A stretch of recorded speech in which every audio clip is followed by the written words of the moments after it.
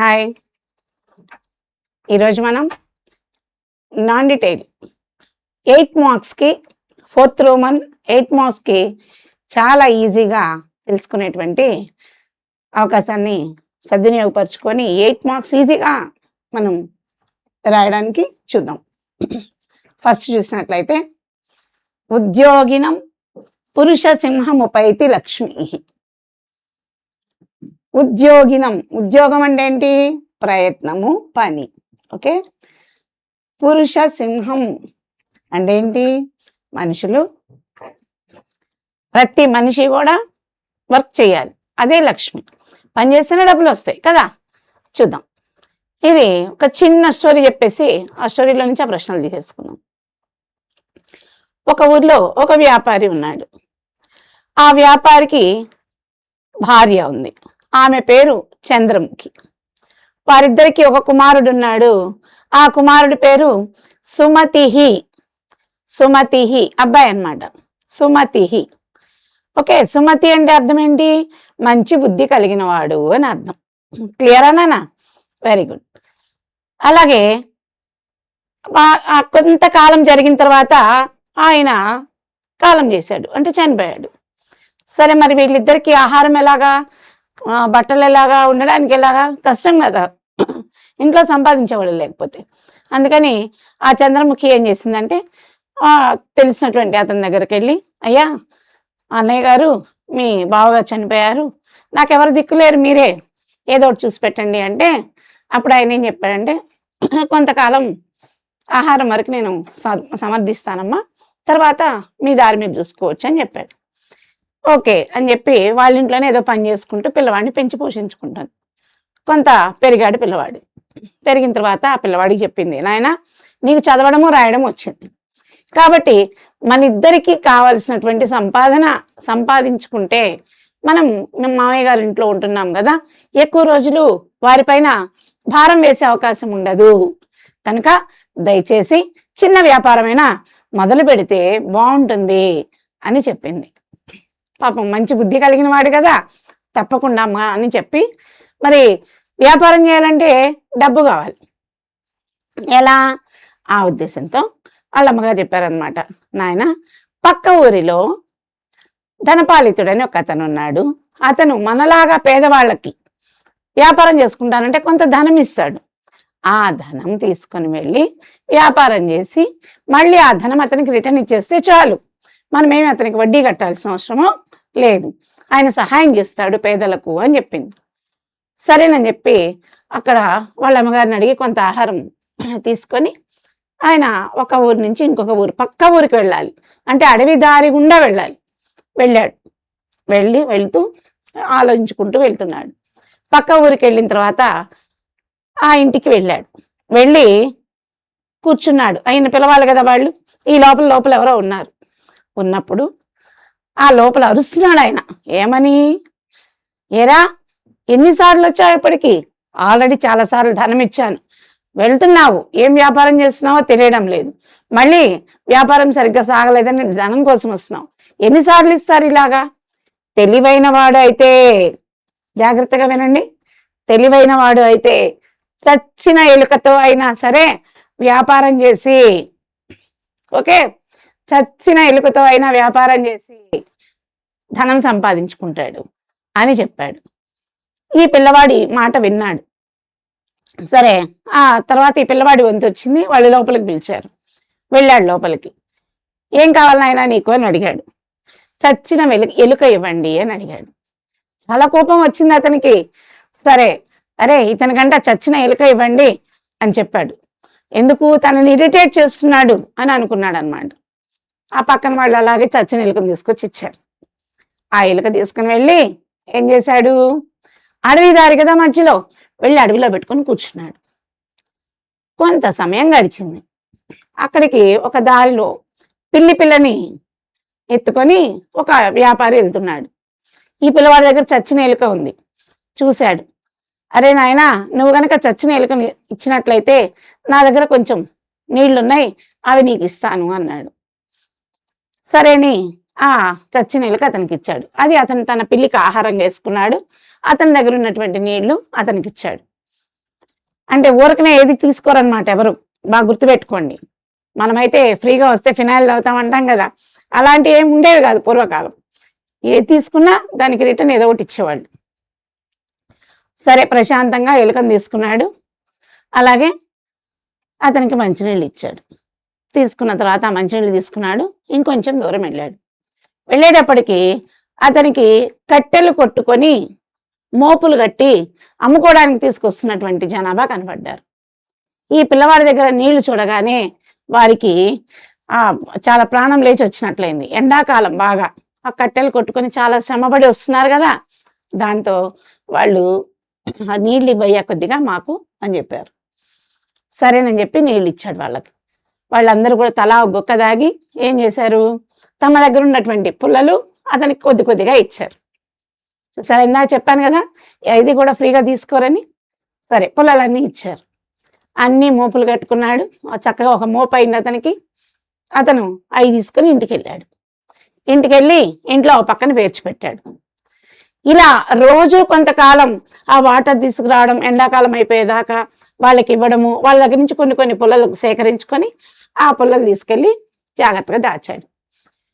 కొంత ఎండాకాలం పొంగనేమొస్తుంది, వర్షాకాలం వస్తుంది. వర్షాకాలం రానే వచ్చింది. మరి తడిచిన పుల్లలు మండుతాయా? ఇప్పటిలాగా అప్పట్లో గ్యాస్ లేదు, ఓన్లీ పుల్లల మీద ఆధారపడేవాళ్ళు. సరే ఏం చేశాడు, ఆ పుల్లలన్నీ వర్షాకాలం వచ్చినప్పుడు ఎక్కువ ధరకు అమ్ముకున్నాడు. అతనికి ధనం వచ్చేసింది. చక్కగా వ్యాపారం మొదలుపెట్టుకున్నాడు.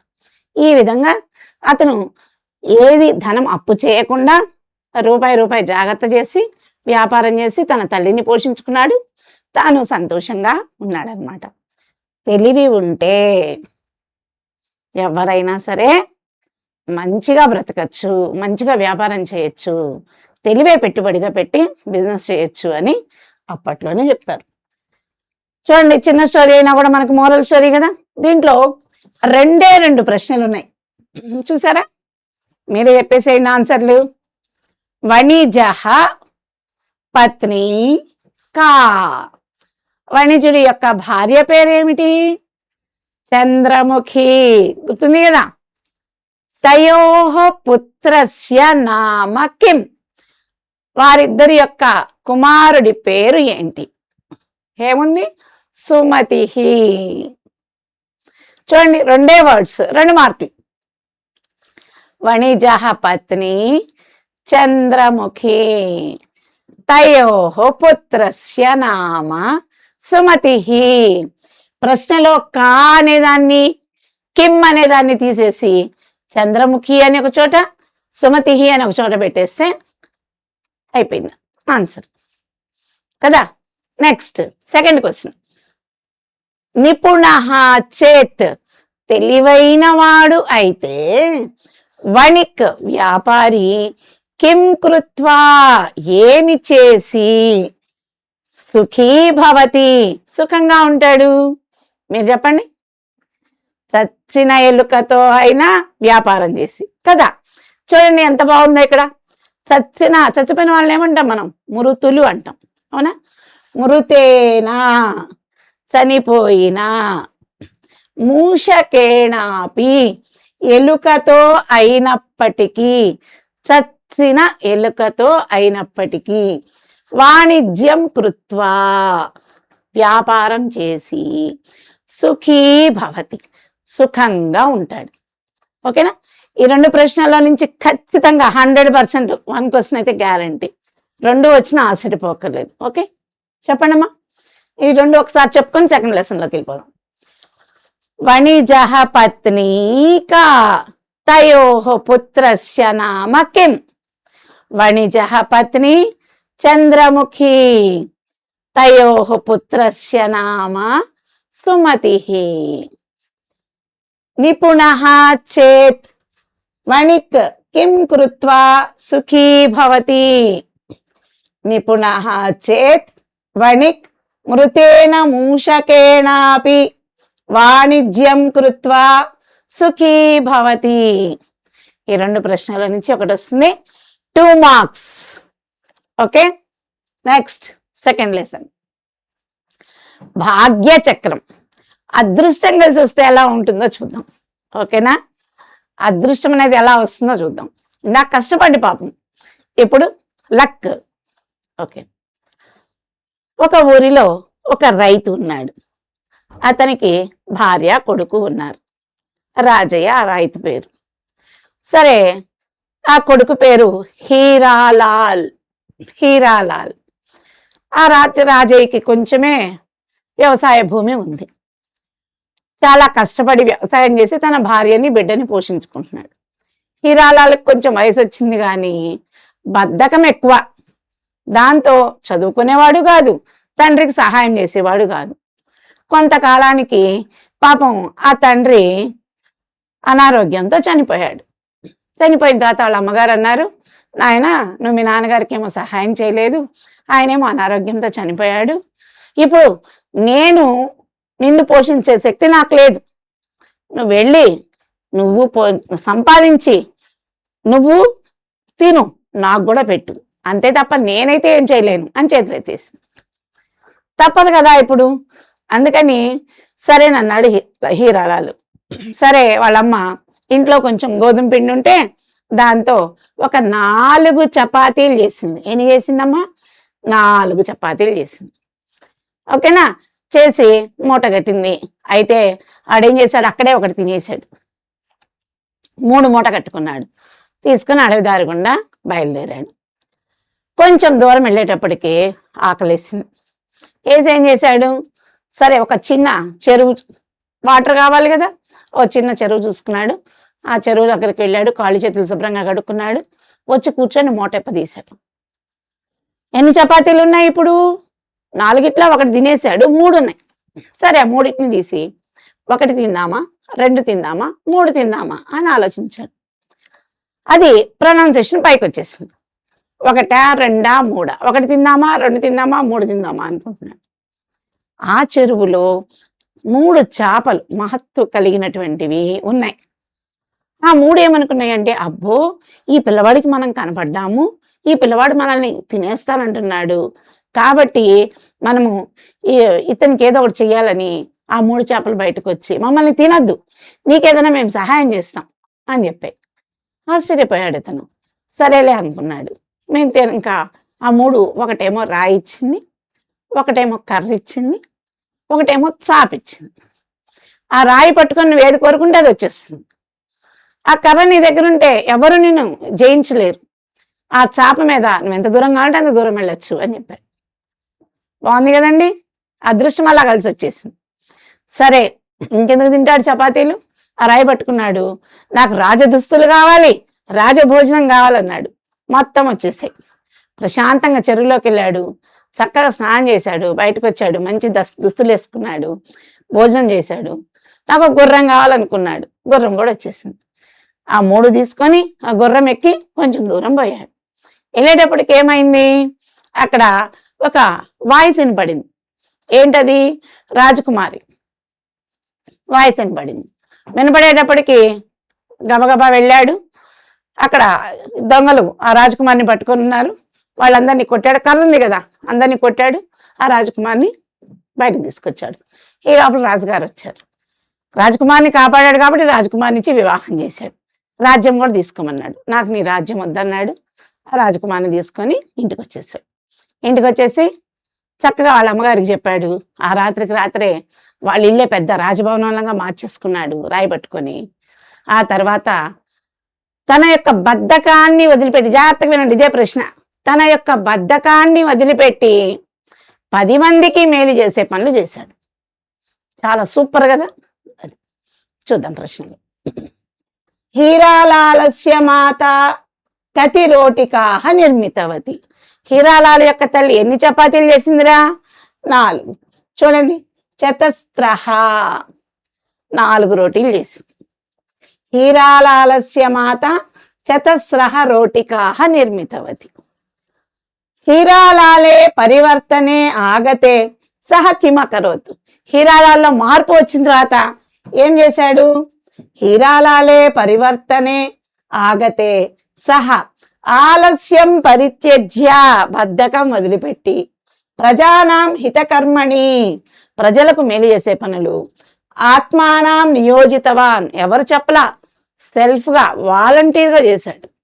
చూడండి మళ్ళీ చెప్పండి. హీరాలాలే పరివర్తనే ఆగతే సహ ఆలస్యం పరిత్యజ్య ప్రజానాం హితకార్యాణి ఆత్మానం నియోజితవాన్. సూపర్ కదా, బాగుంది. కిమస్తి పేటికాయం, పెట్టెలో ఏముంది. ఓకేనా, చూడండి ఎంత బాగుందో, మనకు స్టోరీనే బాగుంది కదా. దీంట్లో రెండు క్యారెక్టర్లు, నీలాంబ, స్వర్ణాంబ. నీలాంబ అనే ఆవిడకి 4 కొడుకులు. 4కి తనకున్న ఆస్తి మొత్తం పంచిచ్చేసింది. తన భర్త చనిపోయాడు, తనకున్న ఆస్తి పంచిచ్చేసింది. తలా ఒక 3 నెలలు ఇంట్లో ఉంటూ వచ్చింది. ఫస్ట్ సంవత్సరం కొడుకులందరూ బాగానే చూసుకున్నారు. 2వ సంవత్సరం సరిగ్గా చూసుకోవడం లేదు. ఒకరోజు బాధపడుతూ ఆమె వెళ్ళి దిగులుగా కూర్చుంది. ఎక్కడ, ఒక పార్కులో దిగులుగా కూర్చున్నప్పటికీ అక్కడికి ఆమె చిన్ననాటి స్నేహితురాలు స్వర్ణాంబ వచ్చింది. బాగుంది కదండి పేరు, స్వర్ణాంబ వచ్చింది. కలిశారు. ఏంటమ్మా దిగులుగున్నావు అన్నారు. ఏం లేదు, నా కొడుకులు సరిగ్గా చూసుకోవట్లేదు, ఆస్తి మొత్తం వాళ్ళకి ఇచ్చేసానంది. సరే నీకు చిట్కా చెప్తాను, ఆ పని చేయనింది. సరే చెప్పింది ఆవిడ. చిట్కా అయిన తర్వాత తెలుసుకుందాం ఏం చెప్పిందో మనకి. సరే ఒక పెట్టె తీసుకున్నారు. ఆ పెట్టెలో కొన్ని రాళ్ళు వేసి మూత పెట్టారు, తాళం వేశారు. ఆ పెట్టె భుజం మీద పెట్టుకొని ఇంటికి వెళ్ళింది. వెళ్ళిన తర్వాత పెద్ద కొడుకు అడిగాడు, ఏంటమ్మా ఒంటి నిండా మట్టి, ఆ పెట్టేంటి అని అడిగాడు. అరే మీకు అందరికీ ఆస్తి ఇవ్వంగా మీ నాన్నగారు నా కోసం దాచిపెట్టినటువంటి భూమి లోపల దాచిపెట్టాడు, అవి తెచ్చుకున్నాలేరా అన్నది. వెంటనే తమ్ముళ్ళకు కూడా చెప్పాడు, అరే అమ్మ దగ్గర మన దగ్గర మనకిచ్చిన ఆస్తే కాకుండా ఇంకా ఉంది అని. అప్పటి నుంచి మళ్ళీ కోడళ్ళందరూ బాగా చూసుకోవడం మొదలుపెట్టారు. దాంతో ఇక ఆ రోజు నుంచి ఆమె సుఖంగా ఉంది. కొంతకాలం తర్వాత ఆమె చనిపోయింది. ఆ వీళ్ళందరి పిల్లలు కలిసి పెట్టె తాళం తీశారు. పెట్టెలో ఏమున్నాయిరా, రాళ్ళు ఉన్నాయి. అంతే కదా, తాము చేసినటువంటి పనికి సిగ్గుపడ్డారనమాట. డబ్బుల కోసమని అమ్మని బాగా చూసుకోవటం కాదు కదా నాన్న, అందరూ అమ్మని బాగా చూసుకోవాలి, అంతేనా? Okay, very good. చూద్దాం. ఏకదా నీలాంబ కాం దృష్టవతి. ఒకసారి నీలాంబ ఎవరిని చూసింది? ఫ్రెండ్. ఎవరామె? స్వర్ణాంబ. Very good. ఏకదా నీలాంబ సఖీ స్వర్ణాంబాం దృష్టవతి. పేటిక కైహి పూరిత ఆసీత్. పెట్టెలో ఏమి నింపబడి ఉన్నాయి నాన్న? రాళ్ల ముక్కలు కదా. పేటిక శిలాఖండైహి పూరిత ఆసీత్. క్లియరా? ఈ 3 లెసన్లో నుంచి 6 ప్రశ్నలు ఉన్నాయి. ఈ 6 నుంచి 4 ప్రశ్నలు వస్తాయి నాన్న. ఓకేనా? ఓకే, ఇంకా ఇక్కడ కూడా ఉన్నాయి మనకి 4వ ప్రశ్న, 4వ లెసన్, 5, 6 కూడా ఉన్నాయి. మనం ఛాయిస్ వదిలేసుకుంటాం. అయితే ఇక్కడ చూడండి, విద్వాన్ కులీనో నా కరోతి గర్వం. పెద్ద పండితుడైనప్పటికీ కూడా అతనికి గర్వం అనేది లేదు. ఎవరైనా? అబ్దుల్ కలాం గురించి. ఇవైతే ప్రశ్నలు డైరెక్ట్ చెప్పేసుకుందాం. అబ్దుల్ కలామహ కైహి పురస్కారైహి సమ్మానితాన్. మనకు తెలుసు కదమ్మా, ఇప్పుడు అర్థమైపోతుంది కదా అబ్దుల్ కలాం ఏ పురస్కారాలతో సమ్మానితవాన్. పద్మభూషణ, పద్మవిభూషణ, భారతరత్న. చూడండి, పద్మభూషణ, పద్మవిభూషణ, భారతరత్న ఇత్యాది పురస్కారైహి సమ్మానితవాన్. ఇటువంటి పురస్కారాలతో సన్మానించబడ్డాడు. ఈజీగా ఉంది కదమ్మా. నెక్స్ట్, అబ్దుల్ కలామః ఛాత్రాణాం మనః వికాసయితుం కం అశిక్షయత్. అబ్దుల్ కలాం పిల్లల యొక్క మనస్సులు వికసించడం కోసం ఏమేమి బోధించాడు, ఏమేమి నేర్పించాడు? 2 నీతి, ధర్మం. ఏమేమి నేర్పించాడు నాన్న? నీతి, ధర్మం. క్లియరా? 2 మళ్ళీ ఒకసారి ఇక్కడి నుంచి స్టార్ట్ చేద్దాం. చెప్పండి. వణిజ పత్ని కా తయోః పుత్రస్య నామ కిం? వణిజ పత్ని చంద్రముఖి, తయోః పుత్రస్య నామ సుమతిః. నిపుణః చేత్ వణిక్ కిం కృత్వా సుఖీ భవతి. మంచి టాలెంట్ అయితే ఏం చేసి వ్యాపారి సుఖంగా ఉంటాడు. నిపుణ చేత్ వణిక్ మృతేన మూషకేనాపి వాణిజ్యం కృత్వా సుఖీ భవతి. సారీ. హీరాలాలస్య మాత కతి రోటికాః నిర్మితవతి. హీరాలాలస్య మాత చతస్రః రోటికాః నిర్మితవతి. హీరాలాలే పరివర్తనే ఆగతే సహ కిమకరోత్. హీరాలాలే పరివర్తనే ఆగతే సహ ఆలస్యం పరిత్యజ్య ప్రజానాం హితకార్యాణి ఆత్మానాం నియోజితవాన్. ఏకదా నీలాంబ కాం దృష్టవతి. ఏకదా నీలాంబ సఖీ స్వర్ణాంబాం దృష్టవతి. పేటికా కైః పూరితా ఆసీత్. పేటికా శిలాఖండైః పూరితా ఆసీత్. ఓకే. అబ్దుల్ కలామః కైః పురస్కారైః సమ్మానితః. పద్మభూషణ, పద్మవిభూషణ, భారతరత్న ఇత్యాది పురస్కారైః సమ్మానితః. అబ్దుల్ కలామః ఛాత్రాణాం మనః వికాసయితుం కం కం అశిక్షయత్. అబ్దుల్ కలామః ఛాత్రాణాం మనః వికాసయితుం నీతిం ధర్మం చ అశిక్షయత్. 10 నిమిషాల్లో ఈ 8 ప్రశ్నలు నేర్చుకుంటే మనకి చక్కగా ఎన్ని మార్కులు వస్తాయి? 8 మార్కులు వస్తాయి. ఓకేనా? Thank you.